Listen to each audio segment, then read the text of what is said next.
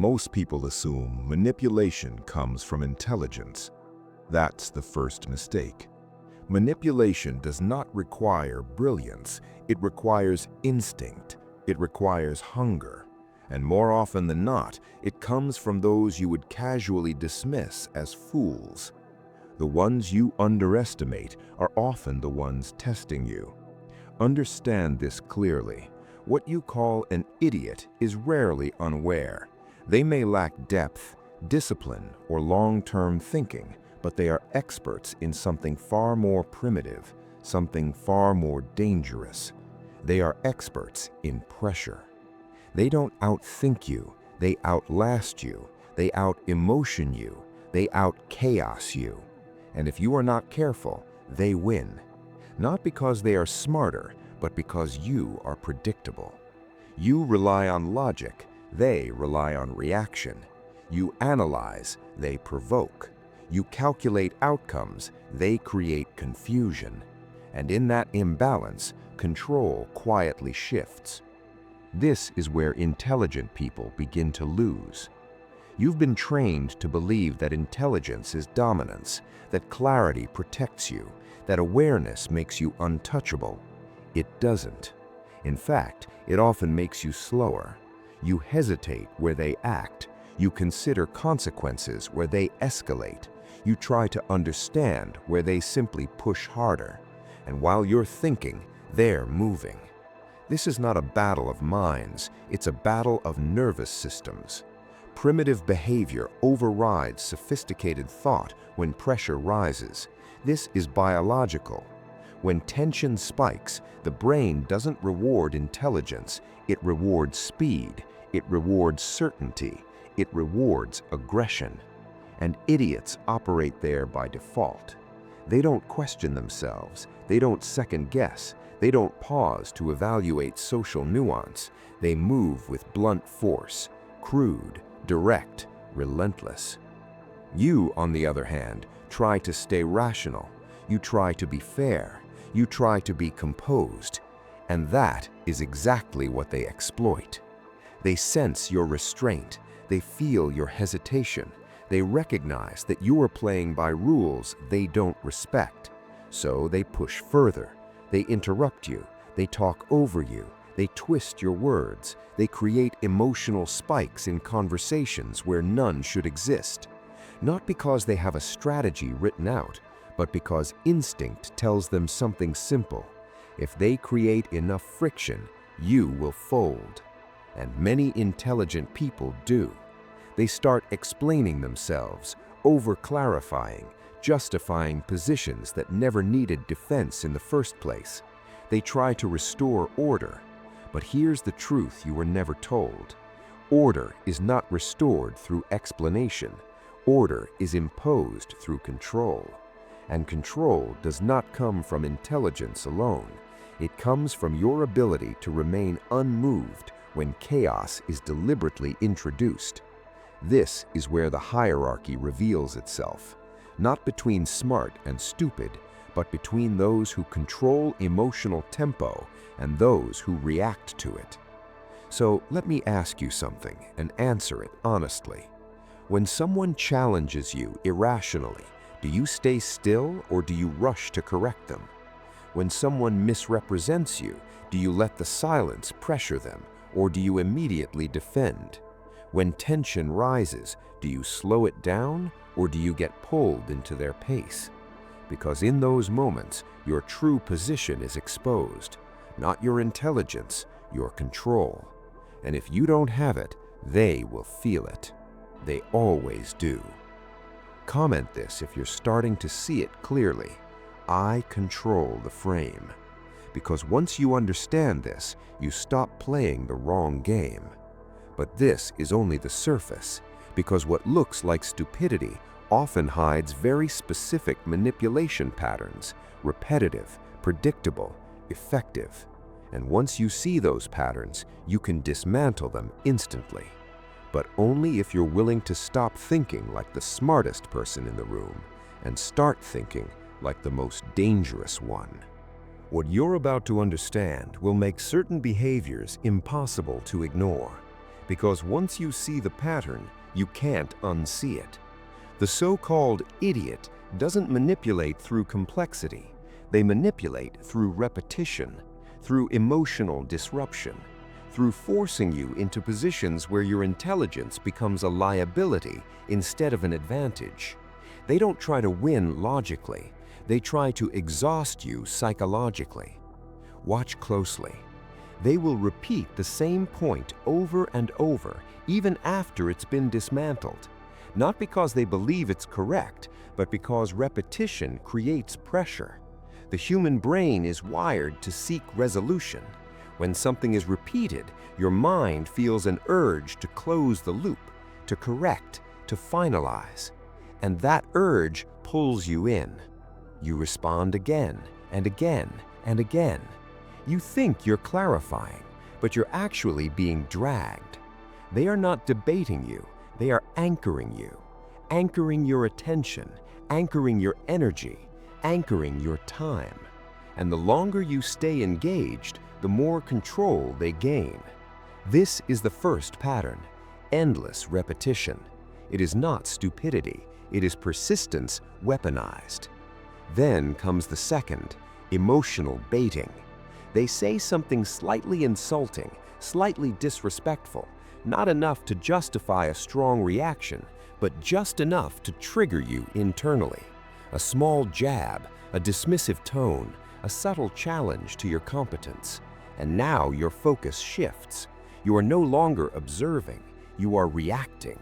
Your body tightens, your mind accelerates. You begin constructing responses not to maintain control, but to defend identity. And that is where you lose. Because the moment you start defending identity, you have already accepted their frame. You are now operating inside a game they created. They don't need to prove they're right. They only need to make you feel like you need to prove yourself. That's enough. And most intelligent people fall into this trap because they have something to protect, their reputation, their logic, their sense of being right. But understand this, the need to be seen as correct is one of the easiest levers to pull. The more you need it, the more controllable you become. Now the third pattern emerges, deliberate misunderstanding. They twist your words, they oversimplify your point, they respond to something you never actually said. You notice it immediately, and your instinct is to fix it, to clarify, to restate, to correct the distortion. But that instinct is exactly what keeps you trapped, because every time you correct them, you validate the interaction. You signal that their misunderstanding deserves your energy, and so they do it again and again and again, until you are no longer communicating ideas, you are managing confusion. At this stage, you feel it, that subtle drain, that creeping frustration, that sense that you are losing control of something you should easily dominate. And that frustration pushes you further into reaction. Faster responses, sharper tone, more effort. Meanwhile, they stay exactly where they started, unstructured, unbothered, unrestricted. They are not trying to win the argument, they are trying to destabilize you. Because once you are destabilized, your intelligence fractures, precision disappears, clarity dissolves, and now you are operating on their level, but without their comfort in chaos. That's the imbalance. That's why they win more often than they should. So the real question becomes this: why are you still engaging? Why are you still trying to correct people who are not trying to understand? Why are you stepping into arenas where the rules are designed against you? Answer that honestly, because until you remove the need to engage, you will always be vulnerable to those who depend on it. Comment this if you recognize the trap: I don't chase validation. Very few people can say that and mean it, and those who can become untouchable in ways most never experience. But we're not finished, because the most dangerous manipulation doesn't happen in confrontation. It happens in subtle social positioning, where the idiot appears harmless while quietly shifting how others see you. And if you miss this, you won't even realize control has already been taken. The most effective manipulation is never loud. It doesn't announce itself. It doesn't confront you directly. It moves quietly, through perception. And this is where the so-called idiot becomes far more dangerous than you expect. Because in social environments, intelligence is not what defines power. Perception does. You can be the most accurate person in the room and still lose control of it. All it takes is someone willing to distort how others see you without you noticing. Watch how it happens. They play the role, the harmless one, the underestimated one, the one who doesn't really get it. They laugh at themselves. They downplay their awareness. They appear disorganized, unserious, even slightly incompetent. And because you rely on observation, you believe it. You categorize them as irrelevant, low threat, not worth managing. That's your second mistake. Because while you've dismissed them, they've been studying you. Not analytically, not deeply, but instinctively. They watch what gets a reaction from you, what triggers your corrections, what makes you speak more, explain more, defend more. They map your pressure points. And then they start using other people. A comment here, a joke there, a casual remark framed as confusion. I don't think that's what you meant, right? Maybe I'm wrong, but that sounded a bit off. Small, innocent, dismissible. But in a group setting, those seeds grow fast. Now others begin to question, not aggressively, just slightly. And suddenly you're in a position you didn't choose. Clarifying again, explaining again, managing perception instead of controlling it. This is social redirection, and it works because it's indirect. Direct attacks create resistance. Indirect suggestions create doubt. And doubt is far more powerful, because once doubt enters a group, it spreads without effort. Now your intelligence becomes a burden. You speak with precision, they respond with ambiguity. You try to close gaps, they open new ones. You aim for clarity, they create interpretations. And every time you engage, you reinforce the idea that something needs to be clarified, that something is off, that you are slightly out of alignment. You don't see it at first, but the room starts shifting, subtly, quietly, away from you. And here's the brutal truth. By the time you feel it, it's already happened, because perception moves faster than correction. Once an impression forms, logic struggles to reverse it. You can explain yourself perfectly and still lose, because people don't follow the most accurate voice. They follow the most stable one, the one who doesn't look affected, the one who doesn't look like they're trying to regain control. And in this scenario, that's not you, that's them, the one you underestimated. So understand the inversion taking place. The idiot doesn't need to appear intelligent. They only need to make you appear unstable. That's enough. That's dominance. And this is where most intelligent people collapse. Not because they lack knowledge, but because they cannot tolerate misrepresentation. They feel the need to correct every distortion, address every implication, clean every stain on their image. But in doing so, they amplify it. They become reactive, visible, predictable. And once you are predictable, you are controllable. So let me ask you again, when someone subtly undermines you in a group, do you neutralize it with silence, or do you rush to fix it? When your words are slightly twisted, do you let the discomfort sit in the room, or do you try to relieve it? When perception begins to shift, do you slow everything down, or do you accelerate into explanation? Because in those moments, you are either reinforcing your position or surrendering it. Comment this if you're ready to operate differently. I don't perform for approval. Because that shift separates those who are managed from those who control the environment itself.